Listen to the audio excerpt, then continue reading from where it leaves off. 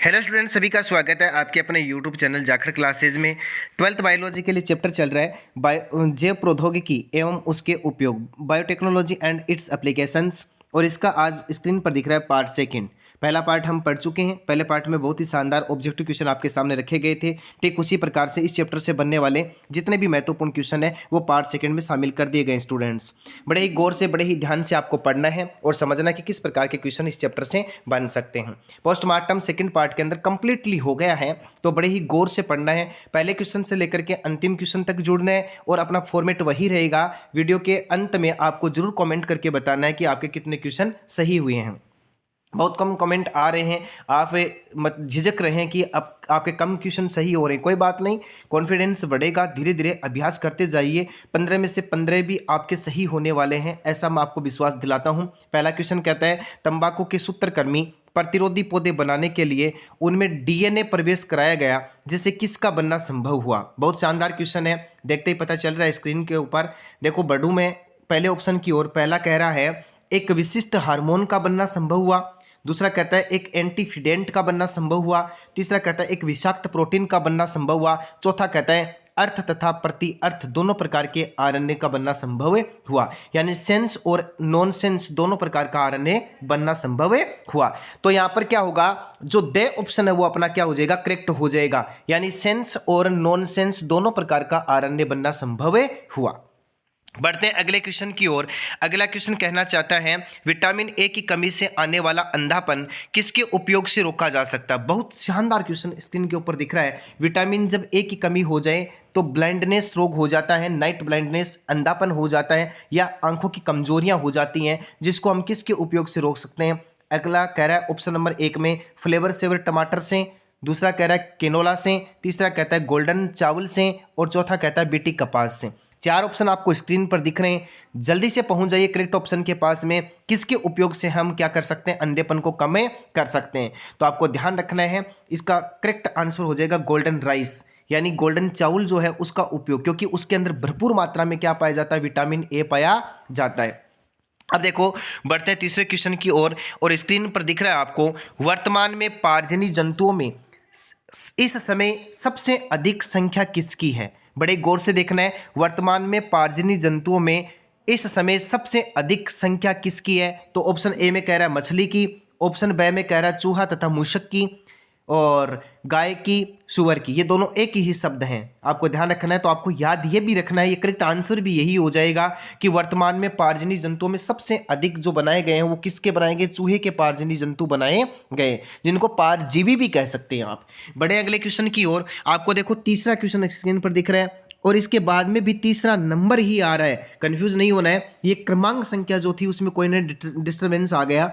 बढ़ते देखो, एक विदेशी कंपनी द्वारा चावल की एक नई किस्म को पेटेंट किया गया था, यद्यपि ऐसी किस्में भारत में लंबे समय से विद्यमान है। ये किससे संबंधित है, बहुत ध्यान से देखना। एक विदेशी कंपनी द्वारा चावल की एक नई किस्म को पेटेंट किया गया था, यद्यपि ऐसी किस्में भारत में लंबे समय से विद्यमान है। ये किससे संबंधित है, लेमो रोजो से संबंधित है, सरबती सोनोरा से संबंधित है, इसके बाद में को 667 से संबंधित है, या फिर बासमती से संबंधित है। बिल्कुल बहुत ही शानदार क्वेश्चन एक बार फिर से आपको स्क्रीन पर दिख रहा है, तो आपको ध्यान रखना है वो क्या हो जाएगा, बासमती चावल। क्या हो जाएगा, बासमती चावल, जिसमें एक विदेशी कंपनी के द्वारा क्या बनाया गया था, पेटेंट बनाया गया था। तो द ऑप्शन अपना क्या हो जाएगा, करेक्ट हो जाएगा। बढ़ते हैं स्क्रीन के अनुसार 4 नंबर क्वेश्चन की ओर और वैसे 5 नंबर क्वेश्चन की ओर। देखो क्या कह रहे हैं, मानव में बौनेपन के उपचार हेतु किस वृद्धि हार्मोन का निर्माण किया गया। जब बाल्यावस्था में एचजीएच हार्मोन का सिक्रीशन कम हो जाए तो व्यक्ति की जो लंबाई है वो कम हो जाती है। इसके निपटान के लिए एक हार्मोन बनाया गया जिसको एंडोर्फिन कहते हैं, ह्यूमुलिन कहते हैं, प्रोटोफिन कहते हैं, कोकिन कहते हैं। इन 4 में से कौन सा करेक्ट हो जाएगा, बौनेपन के उपचार में किसको काम में लिया जाता है। तो स्टूडेंट ध्यान देना, बड़े ही गौर से ध्यान देना, इसका करेक्ट आंसर प्रोटोपिन हो जाएगा। क्या हो जाएगा, प्रोटोपिन एक बनाया गया हार्मोन है जो बौनेपन को कम करने का काम करता है। अगला क्वेश्चन फिर से स्क्रीन पर दिख रहा है और कह रहा है, बासमती धान चावल की बात कर रहा है, बासमती नाम है, धान चावल की बात कर रहा है, अपनी सुगंध व स्वाद के लिए मशहूर है। इसकी कितनी किस्में भारत में उगाई जाती हैं। बहुत फेमस क्वेश्चन है ये, संख्या पूछी जा सकती है। अगला कह रहा है ए ऑप्शन में इसकी 25 किस्में, 26 किस्में, 27 किस्में, 28 किस्में। बिल्कुल पहुंच जाइए। बासमती चावल की भारत में कितनी किस्में हैं? तो करेक्ट आंसर हो जाएगा अपना से, यानी 27 किस्में भारत में इसकी फेमस हैं। अब बढ़ते हैं आगे की ओर और अगला क्वेश्चन कह रहा है कि भारतीय मूल का फसली पौधा जिसका अमेरिका ने पेटेंट करवा लिया है।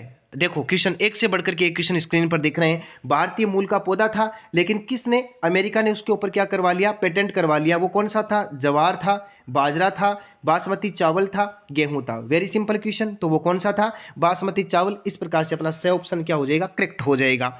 स्टूडेंट अगला क्वेश्चन स्क्रीन पर दिख रहा है GEAC का पूरा नाम। बहुत शानदार क्वेश्चन और इस पर भी लगाओ 5 स्टार। डेफिनेटली इसकी फुल फॉर्म पूछी जा सकती है। एनसीईआरटी के लाइन के बीच में से मैंने ये क्वेश्चन उठाया है। एनसीईआरटी के अकॉर्डिंग हम चल रहे हैं, एनसीईआरटी की लाइन टू लाइन हम पढ़ने जा रहे हैं।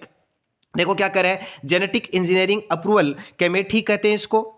क्या कहते हैं? जेनेटिक इंजीनियरिंग अप्रूवल कमेटी कहते हैं। आनुवांशिक अभियांत्रिकी संस्तुति समिति कहते हैं। सही ऑप्शन कहता है ए व दोनों ही सही हैं। और द कहता है जेनेटिक इंजीनियरिंग अप्रूवमेंट कॉमन कहा जाता है। तो स्टूडेंट दोनों ही सही हैं, ए व दोनों सही हैं। एक हिंदी में लिखा हुआ है, एक इंग्लिश में लिखा हुआ है, दोनों ही इसकी शब्दावली भी ठीक है।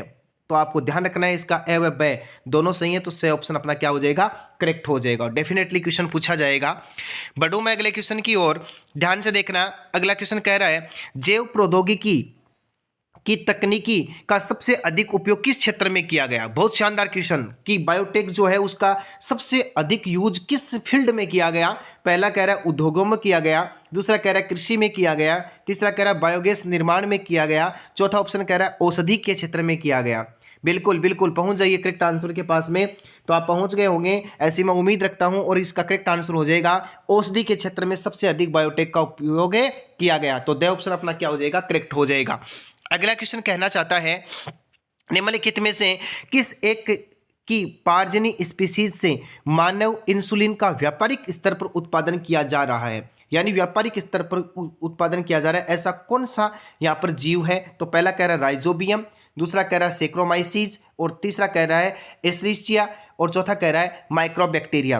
ये जो 4 बैक्टीरिया आपको स्क्रीन पर दिख रहे हैं, इसमें सबसे ज्यादा किसको काम में लिया जाता है? इंसुलिन को बनाने के लिए। तो आपको याद होगा हमने पढ़ा था ई कोली बैक्टीरिया जो होता है, इस्चिया कोलाई जो बैक्टीरिया होता है, उसको सबसे ज्यादा काम में लिया जाता है। इस प्रकार से अपना सही ऑप्शन क्या हो जाएगा? करेक्ट हो जाएगा।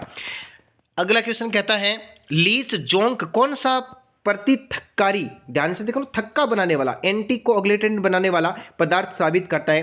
तो ऑप्शन ए कहता है हिपेरिन, हिरुडिन, हिस्टामिन, सीरोटोनिन। यानी जोंक के द्वारा कौन सा? तो आपको याद रखना है जोंक का दूसरा नाम यदि मैं बात बताऊं तो मैंने लिखा नहीं, क्योंकि आप वहां तुरंत पहुंच जाते। हिरुडिनेरिया होता है जो हिरुडिन को सीक्रेट करता है। तो अपना बी ऑप्शन क्या हो जाएगा? करेक्ट हो जाएगा।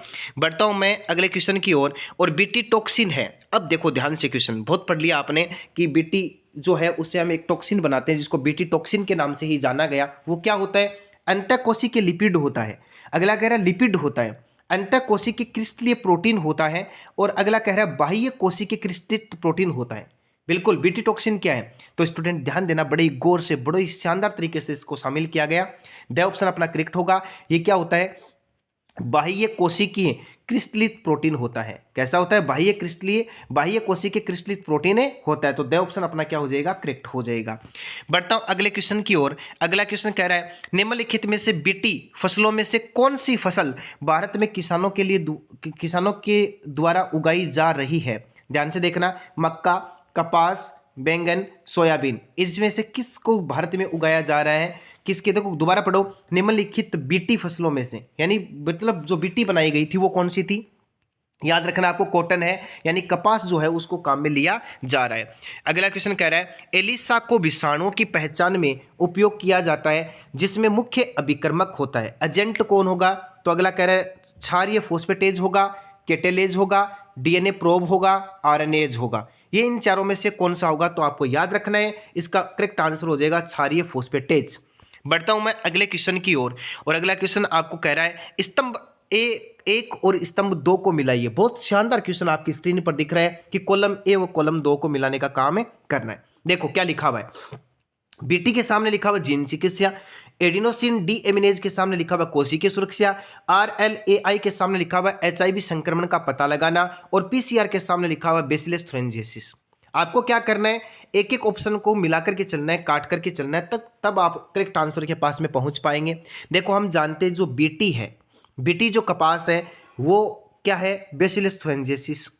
अब आपको चार ऑप्शन दिख रहे हैं, पहले में चार कहाँ पर है वो आपको पहुंचना है। देखो पहले में भी नहीं है, दूसरे में भी नहीं है, तीसरे में भी नहीं है, चौथे में देखो द में चार है, इसका मतलब डेफिनेटली ये तीनों ही गलत हो गए और द ऑप्शन अपना क्या हो जाएगा, करेक्ट हो जाएगा। लेकिन स्टूडेंट ये तो हमने निकाल लिया, फिर भी हम सारे ऑप्शन को पढ़ेंगे। अब देखो एडिनोसिन डाइएमिनेज किस में काम में लिया जाता है, जीन चिकित्सा में काम में लिया जाता है। अगला क्या लिख रहा है, RLAI किस में काम आता है, कोशिका की सुरक्षा में काम में आता है। और PCR किस में आएगा, HIV संक्रमण का पता लगाने में काम आएगा। इस प्रकार से स्क्रीन पर 14 नंबर क्वेश्चन बड़ा ही दमदार मजेदार क्वेश्चन आपको लिखा, इस प्रकार से हम क्वेश्चनों को निकालेंगे।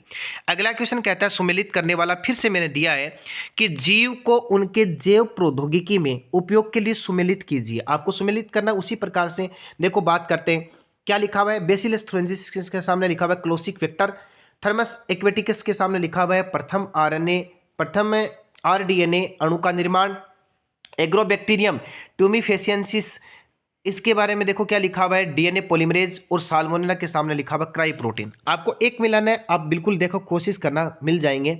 हम जानते हैं कि जो बीटी था उससे हमने एक प्रोटीन बनाया था और उस प्रोटीन का नाम रखा गया था क्राई प्रोटीन। क्या रखा गया था, क्राई प्रोटीन। यानी क्या हो जाएगा, पहले के अंदर 4 नंबर होगा।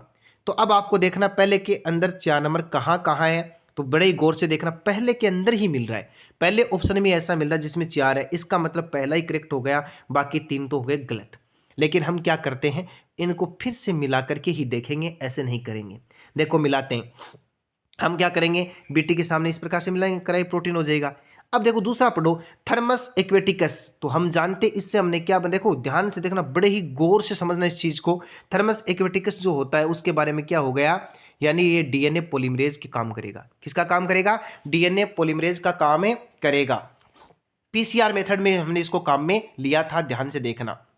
अब देखो एग्रोबैक्टीरियम ट्यूमिफेसियंस जो है उसका क्या उपयोग किया गया था, ध्यान से देखना। तो ये जो एग्रोबैक्टीरियम ट्यूमिफेसियंस होता है ये क्लोसिक वेक्टर होता है। कैसा वेक्टर होता है, क्लोसिक। और साल्मोनेला जो है, साल्मोनेला टाइफी जो यहाँ साल्मोनेला टाइफीम्यूरियम, वो को हमने क्या काम किया था, प्रथम RNA अणु का निर्माण किया था। मैंने आपको पिछली ऑनलाइन क्लास में ये एक क्वेश्चन दिया था कि प्रथम जो पुनर्योगज जो DNA था उसका निर्माण किससे किया था, तो मैंने आपको बताया था कि साल्मोनेला टाइफीम्यूरियम से हमने प्रथम DNA बनाया था, पुनर्योगज DNA बनाया था। स्टूडेंट इस प्रकार से बायोटेक्नोलॉजी जो है उसकी एप्लीकेशंस आपके सामने रखी गई पार्ट फर्स्ट और पार्ट सेकंड में। अब इस प्रकार से हमें कुल 10 चैप्टर का अध्ययन कर चुके हैं जिसके ऑब्जेक्टिव क्वेश्चन आपके सामने रखे गए। स्टूडेंट इस 10 चैप्टर के अंदर लगभग आपके सामने 300 से 350 क्वेश्चन सामने आ चुके हैं। कुछ ही दिनों में, 2-3 दिनों के अंदर ये पूरा का पूरा जो NCERT के 13 चैप्टर हैं उनका पूरा का पूरा PDF आपको मिल जाएगा। वीडियोज़ को बार बार रिवाइज कीजिए। डेफिनेटली मैं आपको विश्वास दिलाता हूँ, ऑब्जेक्टिव और फिल इन द ब्लैंक्स का हमने पोस्टमार्टम कर दिया है अपनी इन बेहतरीन ऑनलाइन क्लास के माध्यम से। मैंने आपको सारा का सारा कंटेंट उपलब्ध करवाया और मैं आपको विश्वास एक बार फिर से दिलवाता हूं कि ऑब्जेक्टिव और फिल इन द ब्लैंक्स अपनी PDF से बाहर नहीं जाने वाला है। यह आपको मानना होगा, विश्वास करना होगा, और उसके साथ यदि आप स्टडी करेंगे बिल्कुल बिल्कुल बिल्कुल करेक्ट मैं कह रहा हूँ, एक भी क्वेश्चन इधर से इधर होने वाला नहीं है, नहीं आपका नंबर कटने वाला है। इसी प्रकार से मिलते हैं अगली ऑनलाइन क्लास में, तब तक के लिए धन्यवाद।